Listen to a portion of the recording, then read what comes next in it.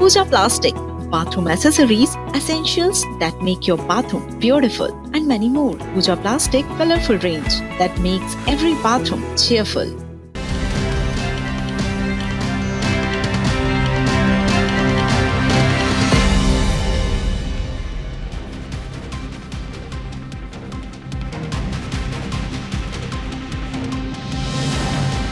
नमस्कार, मेरा मध्य प्रदेश में आप सभी दर्शकों का बहुत स्वागत। मैं हूं आपके साथ राहुल सौमित्र। मध्य प्रदेश में आज दो बड़े प्रदर्शन हुए हैं। हम आपको दो तस्वीरें दिखाएंगे। पहली तस्वीर जो होगी वो रीवा की और दूसरी तस्वीर भोपाल की होगी। स्क्रीन पर ये रही। रीवा में एनएसवाई ने बढ़ती महंगाई, बेरोजगारी और शिक्षण संस्थानों में कथित भेदभाव के खिलाफ प्रदर्शन किया। इस दौरान बड़ी संख्या में कार्यकर्ता मौजूद रहे। बता दें कि करीब 500 की संख्या में कार्यकर्ता बीजेपी कार्यालय का घेराव करने के लिए निकले। इस दौरान उन्हें पुलिस ने गन फैक्ट्री के सामने रोक दिया। हालात बेकाबू होने पर वाटर कैनन और आंसू गैस के गोले भी छोड़े गए, जिससे प्रदर्शनकारी तितर-बितर हो गए। पुलिस ने कई कार्यकर्ताओं को मौके से गिरफ्तार किया। वहीं राजधानी भोपाल में रसोई गैस की किल्लत के खिलाफ कांग्रेस ने अनोखे अंदाज में विरोध किया है। पूर्व कानून मंत्री पीसी शर्मा समेत कांग्रेस कार्यकर्ताओं ने चाय की दुकान लगाकर सरकार के खिलाफ प्रदर्शन किया है। प्रदर्शन के दौरान कार्यकर्ताओं ने नाले में पाइप लगाकर उससे निकलने वाली गैस से चाय बनाने की कोशिश की है।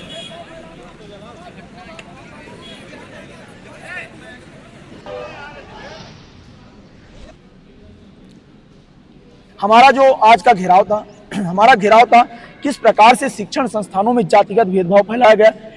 छात्र हमेशा समानता में रहता था, आज हमें आपस में लड़ाने का काम किया गया। छात्र आज आपस में लड़ रहे हैं कि ये कुशवाहा है, ये ठाकुर है, ये ब्राह्मण है, ये अन्य जाति है, तो आपस में लड़ाने का काम किया गया। देश में आज दंगे जैसी स्थिति है। तो भारतीय जनता पार्टी ना तो रोजगार पे बात करती है, ना तो शिक्षा पे बात करती है, ना बेरोजगारी पे बात करती है, और ना ही जो जनहित के मुद्दे उन पर बात करती है। एनएसयूआई कार्यकर्ताओं के द्वारा उनकी मांगों को लेकर बीजेपी कार्यालय के घेराव का कार्यक्रम बनाया गया था, जिस पर उन्हें उसके 100 मीटर पहले ही रोक दिया गया है और वो अपनी मांगों को लेकर बीजेपी कार्यालय जाना चाहते थे, जिसको लेकर वाटर कैनन का इस्तेमाल किया गया है। शेष स्थिति नॉर्मल है और आवागमन को तत्काल सुचारू रूप से चालू किया गया है। मध्य प्रदेश के कुछ शहरों में एलपीजी संकट से राहत मिलनी शुरू हुई है, तो कई शहरों में गैस सिलेंडर की किल्लत अभी भी बरकरार है। इंदौर में कमर्शियल गैस सिलेंडर की सप्लाई को लेकर भ्रम की स्थिति बनी है। केंद्र सरकार की ओर से सप्लाई शुरू होने के निर्देश के बाद भी होटल और रेस्टोरेंट संचालकों को अब तक गैस सिलेंडर नहीं मिल पा रहे हैं। गैस की कमी का सीधा असर होटल और रेस्टोरेंट के कामकाज पर पड़ रहा है। वहीं सतना में एलपीजी सिलेंडरों की किल्लत का असर सरकारी संस्थानों पर दिखने लगा है। सरदार वल्लभ भाई पटेल जिला अस्पताल में गैस सिलेंडर की कमी सामने आई है। मरीजों के लिए खाना लकड़ी जलाकर चूल्हे पर पकाया जा रहा है, जिससे मरीजों को समय पर खाना उपलब्ध कराने में दिक्कतें आ रही हैं। सिंगरौली में कलेक्टर ने जिले के नागरिकों से घरेलू गैस सिलेंडर की पैनिक बुकिंग नहीं करने की अपील की है। कलेक्टर ने गैस की कालाबाजारी और जमाखोरी पर सख्ती से रोक लगाने के निर्देश दिए हैं। वहीं व्यावसायिक प्रतिष्ठानों को कमर्शियल गैस की संभावित कमी के मद्देनजर वैकल्पिक ईंधन का उपयोग करने की सलाह दी है। शहडोल में कांग्रेस कमेटी के जिला अध्यक्ष नेतृत्व में कांग्रेस ने धरना प्रदर्शन किया है। रसोई गैस की किल्लत और महंगाई के विरोध में नाली में पाइप डालकर गैस चूल्हा जलाकर प्रदर्शन किया गया है। पन्ना के गुन्नौर में क्षेत्र में सिलेंडर पाने के लिए लोग कड़ाके की धूप में घंटों लाइन में लगे हैं। घंटों इंतजार के बाद भी कई लोगों के हाथ खाली हैं, उन्हें सिलेंडर नहीं मिला है। स्थानीय निवासियों ने गैस एजेंसी संचालक पर मनमानी और कुप्रबंधन के गंभीर आरोप लगाए हैं। क्या बोला जा रहा है?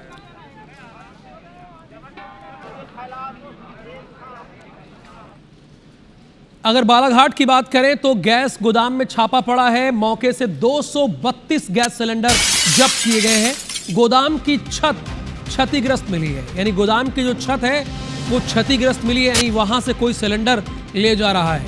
सुरक्षा का कोई इंतजाम नहीं है। खाद्य विभाग ने चिल्लौद इलाके में ये कार्रवाई की है। 232 गैस सिलेंडर जब्त किए गए हैं।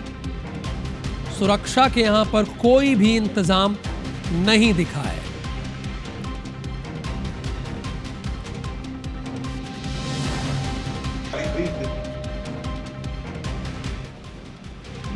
गाड़ी वैसे अंदर घुस सकता है।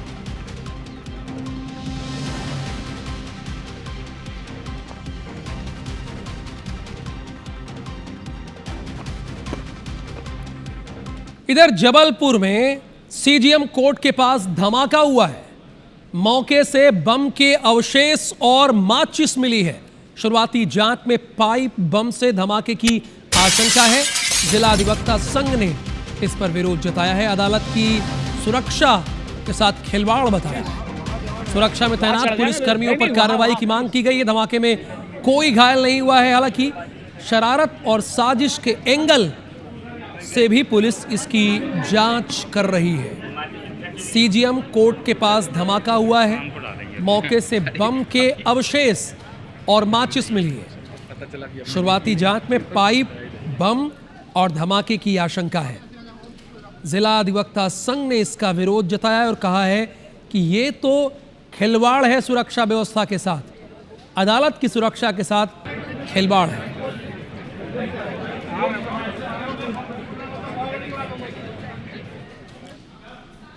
राजधानी भोपाल में एक बार फिर नापतौल विभाग को साइनाइड गैस से उड़ाने की धमकी भरा ईमेल मिला है। ईमेल में दावा किया गया है कि विभाग के कार्यालय में साइनाइड गैस से भरे 16 सिलेंडर रखे गए जो दोपहर 1 बजे फट जाएंगे। सूचना मिलते ही प्रशासन और पुलिस तुरंत अलर्ट हो गई। पुलिस, डॉग स्क्वाड और बम स्क्वाड की टीम मौके पर पहुंचकर जांच की, लेकिन कोई भी संदिग्ध वस्तु नहीं मिली। शुरुआती जांच में ईमेल को फर्जी और पैनिक फैलाने की कोशिश बताया गया। इससे पहले भी एम्स अस्पताल और पीपल्स मॉल को इसी तरीके की धमकी से भरे ईमेल मिल चुके हैं। लगातार मिल रहे ऐसे फर्जी मेल से साइबर सुरक्षा व्यवस्था पर गंभीर सवाल खड़े हो रहे हैं।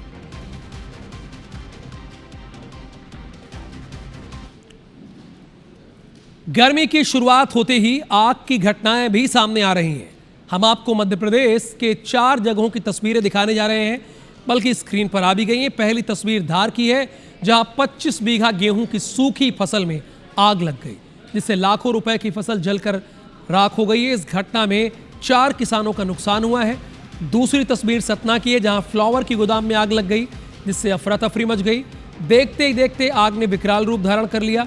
सूचना मिलते ही मौके पर पहुंची फायर ब्रिगेड की टीम ने कड़ी मशक्कत के बाद आग पर काबू पाया। तेज धूप में कार की सवारी भी महंगी पड़ी है। इसका ताजा मामला उदाहरण देखने को मिला है रायसेन में, जहां चलती कार में अचानक से भीषण आग लग गई और कार सवार 3 लोगों ने किसी तरह गाड़ी से कूदकर अपनी जान बचाई है। घटना के बाद हाईवे पर जाम लग गया। लोगों को आने जाने में काफी दिक्कतों का सामना करना पड़ा। शिवपुरी में भी गैस सिलेंडरों में अचानक गैस सिलेंडर में आग लग गई है, जिससे इलाके में सनसनी फैल गई। स्थानीय लोगों ने फायर ब्रिगेड को इस बात की सूचना दी। मौके पर पहुंची फायर विभाग की टीम ने कड़ी मशक्कत के बाद आग पर काबू पा लिया।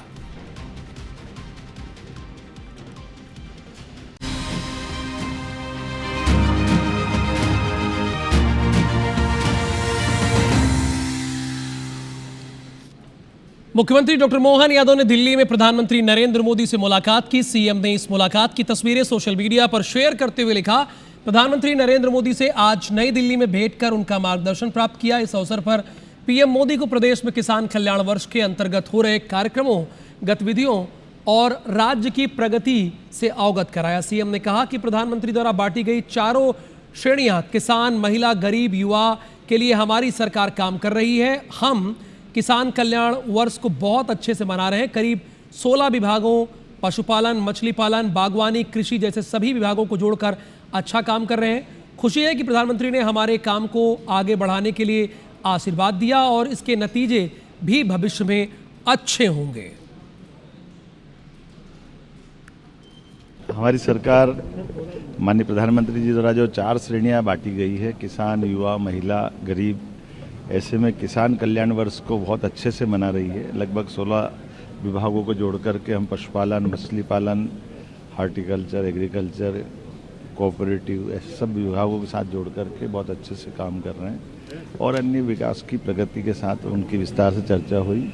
मुझे इस बात का संतोष भी है कि माननीय प्रधानमंत्री जी ने प्रसन्नता के साथ हमारे कामों को आगे बढ़ने के लिए आशीर्वाद दिया है और आने वाले समय में इसके रिजल्ट भी अच्छा आएंगे। दिल्ली दौरे के दौरान मुख्यमंत्री डॉक्टर मोहन यादव ने लोकसभा स्पीकर ओम बिरला से भी भेंट की। ये एक शिष्टाचार भेंट थी जिसमें मुख्यमंत्री ने प्रदेश के विकास और जनहित से जुड़े महत्वपूर्ण विषयों पर सार्थक चर्चा की।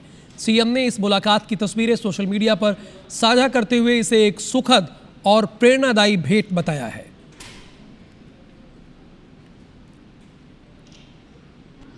मध्य प्रदेश की राजधानी भोपाल में कृषक कल्याण वर्ष 2026 को लेकर एक बड़ा वैचारिक समागम और अभिमुखीकरण कार्यक्रम को आयोजित किया गया। कुशाभाऊ ठाकरे अंतर्राष्ट्रीय कन्वेंशन सेंटर में आयोजित इस कार्यक्रम में सीएम डॉक्टर मोहन यादव समेत प्रदेश के सभी मंत्री, विधायक और कृषि से जुड़े 16 विभागों के वरिष्ठ अधिकारी मौजूद रहे। बता दें कि मोहन सरकार साल 2026 को किसान कल्याण वर्ष के रूप में मना रही है।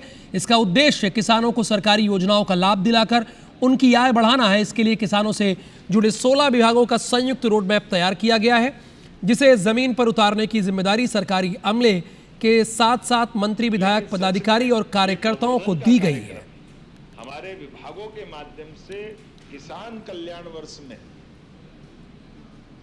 आप अपने विधानसभा क्षेत्र के अंदर 4-5 सम्मेलन कर सकते हैं और 4-5 सम्मेलनों के लिए जो मदद चाहिएगी कृषि विभाग के माध्यम से हम वो भी कराने को तैयार हैं, ताकि हर एक विधानसभा के अंदर ये सकारात्मक माहौल बने।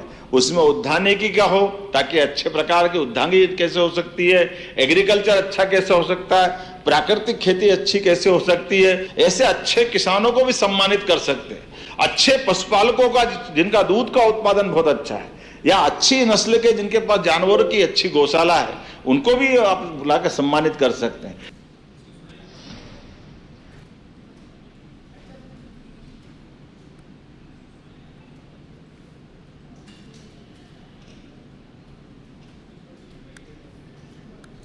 सीएम डॉक्टर मोहन यादव ने होलकर वंश के संस्थापक मल्हार राव होलकर की जयंती पर श्रद्धांजलि अर्पित करके नहीं उन्हें याद किया। डॉक्टर सीएम ने कहा कि अदम्य साहस और पराक्रम से मल्हार राव होलकर ने मराठा साम्राज्य के विस्तार में महत्वपूर्ण योगदान दिया है। लोकहित और जन कल्याण के लिए उनके प्रयास सदैव याद किए जाएंगे।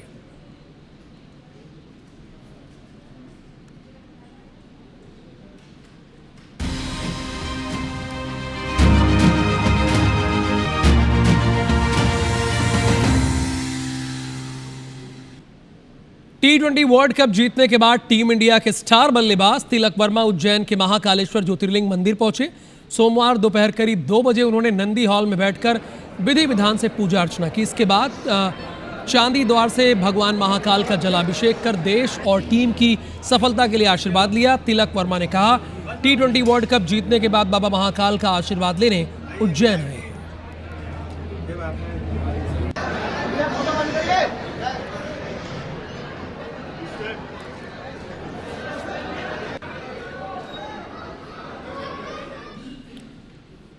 खबर इंदौर से है। व्यापारी की कार में आग लग गई है। देर रात अज्ञात बदमाशों ने ये आग लगाई है। घटना का सीसीटीवी फुटेज सामने आया है। विजयनगर पुलिस इस मामले की जांच कर रही है।